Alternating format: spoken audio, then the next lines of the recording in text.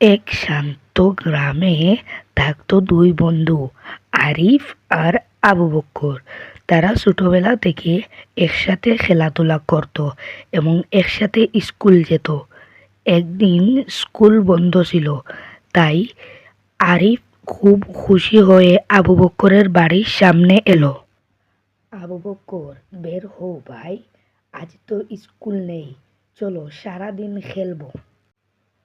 হ্যাঁ ভাই, আজকে ছুটি, খেলবো অবশ্যই।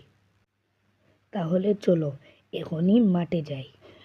চলো, কিন্তু আগে আমার বাবার সাথে একটু দেখা করে আসি, তিনি বাগানে কাজ করছেন। তারা দুজন আবু বক্করের বাড়ির বাগানে গেল।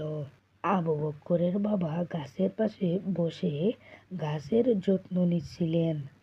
আসসালামু আলাইকুম বাবা। ওয়ালাইকুম আসসালাম বাবা, তোমরা কোথায় যাচ্ছ?